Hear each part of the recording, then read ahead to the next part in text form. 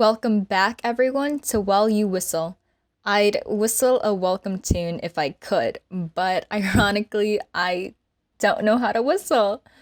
And that's why the intro music is there. So, roll intro.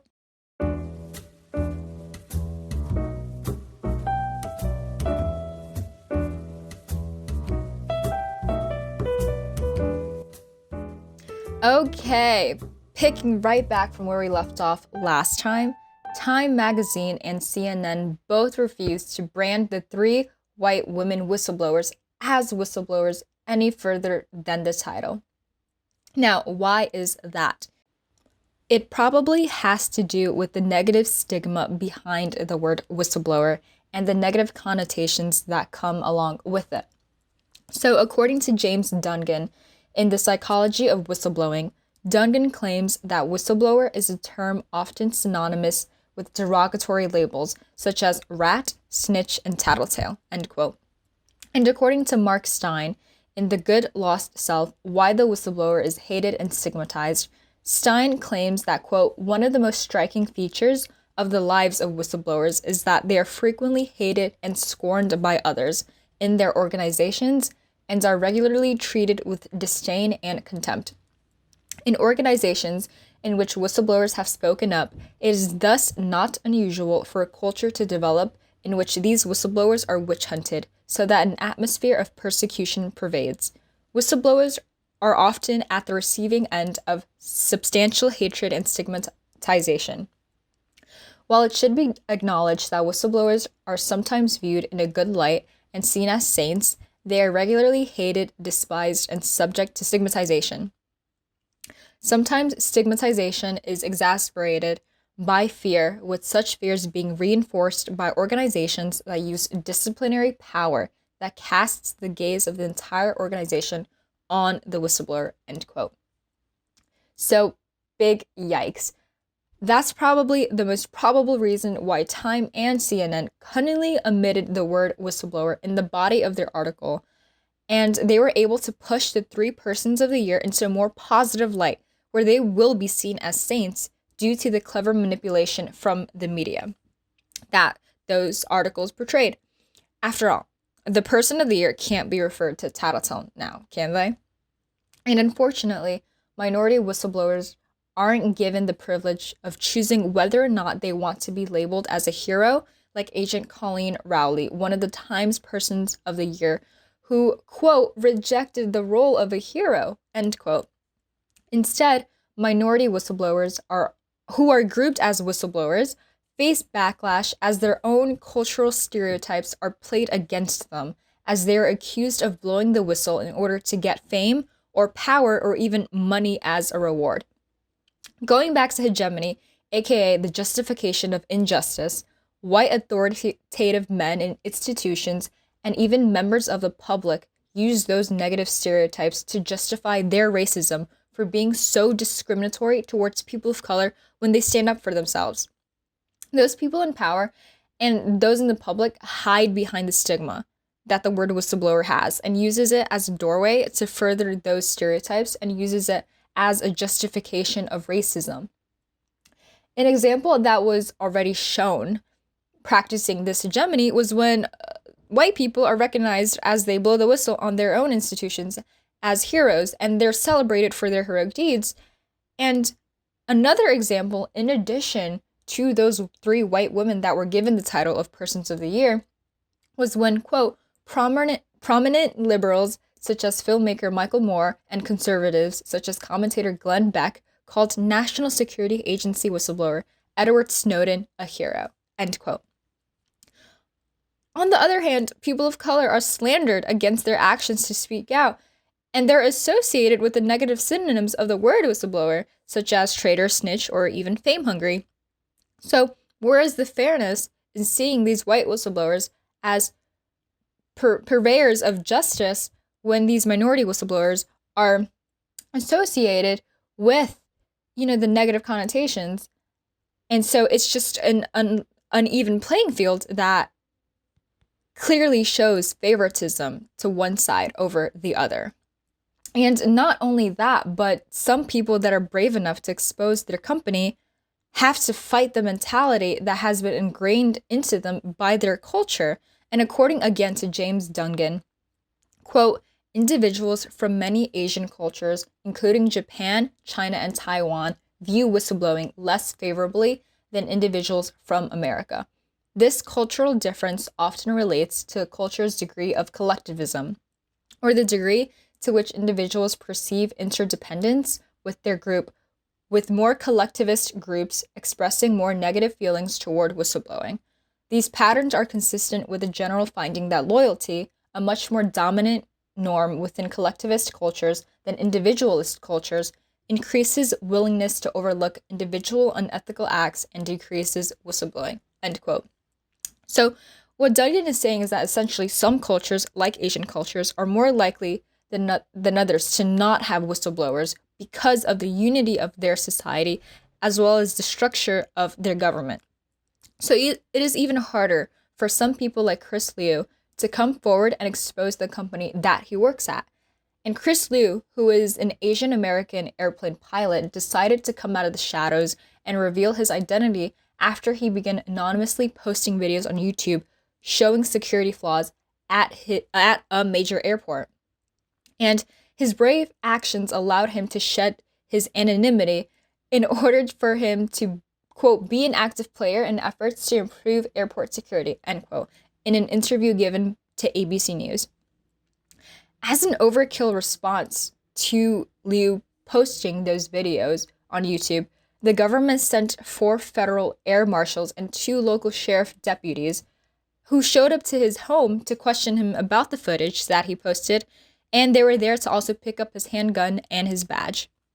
And Liu thought it was really excessive to use this much manpower as a kind of like an intimidation tactic to scare him into silence, when he could have easily, quote, just dropped my badge and weapon in a FedEx box and FedExed it for $20, end quote.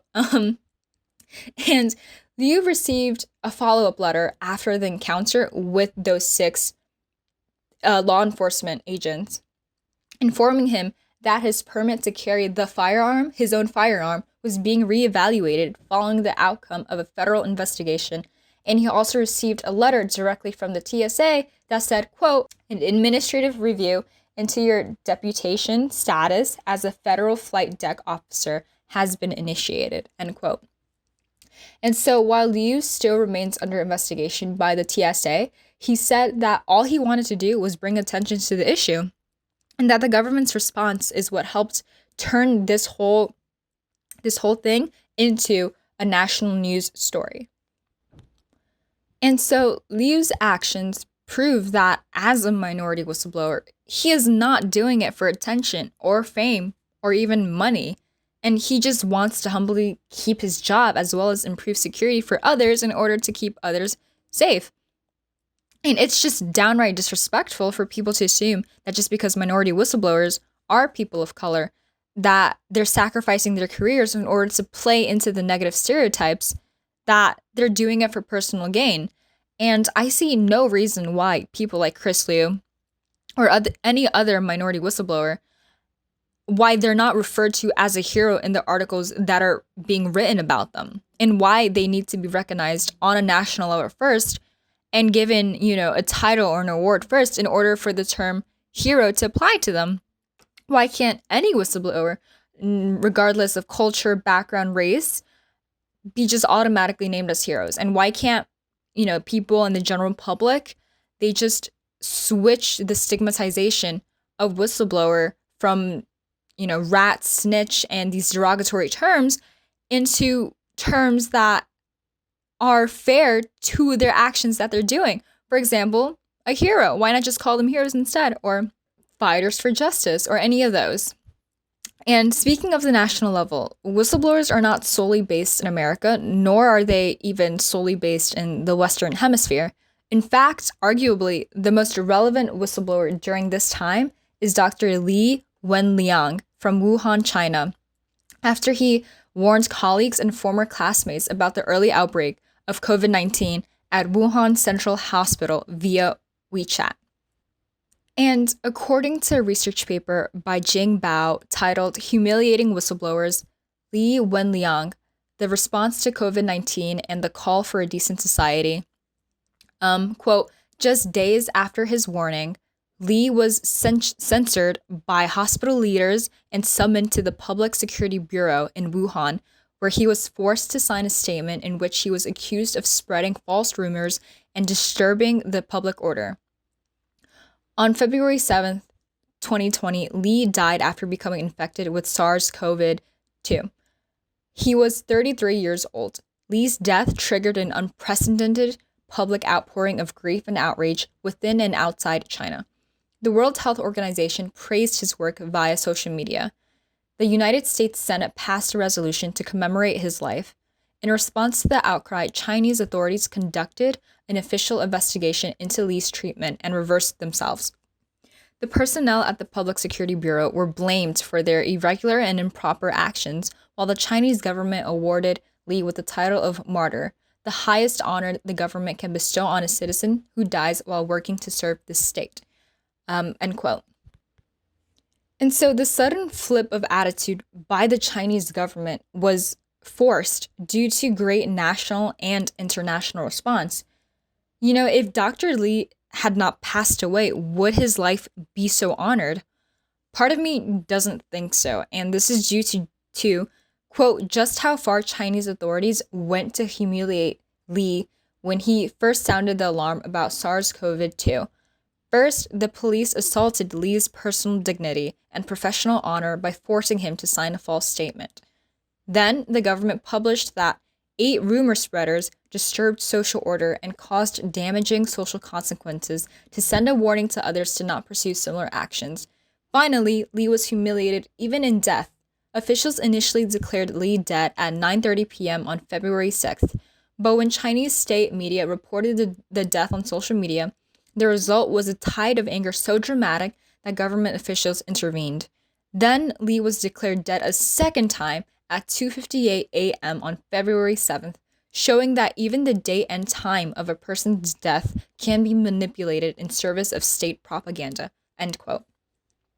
As shown from this outrageous hypocrisy by the Chinese government, hegemony is not unique to the US. In fact, it is at work within any institution that has power and a reputation to protect. Hegemony seems to be the driving force behind discrimination against minority whistleblowers, while power seems to be the driving force behind hegemony itself. It doesn't matter where the whistleblowing takes place, as long as the whistleblower is seen to be a threat, they're automatically placed at the short end of the stick to receive an onslaught of an abusive power to silence them by any technique necessary. And even though, quote, the purpose of whistleblower protection laws in Western countries is to shield whistleblowers from formal retaliation such as being fired or demoted, end quote, we can clearly see that these laws do not do what they're intended, and they're a laughable farce. Continuing on, quote, while these kinds of protections are clearly important, they don't do much to protect whistleblowers from being ostracized, socially isolated, or humiliated in the workplace. And the fear of being humiliated can be an even stronger deterrent to potential whistleblowers than the fear of being fired. So when the whistleblower questions the behavior of the organization responds by questioning the psychological stability and moral character of the whistleblower, end quote. What I'm getting from this is that power is a universal language. The thing with power is that once a person sits in that seat, they will claw, fight, and play dirty and do anything to keep that morsel of superiority. The more people that are under one person's control, the more viciously that person will fight to protect the consent of those that they stole. Going back to the definition of hegemony. Therefore, the need to prove to the subordinates who rebel against that institution that the authorities will not be embarrassed by those they deem a lower status, that transcends culture and race.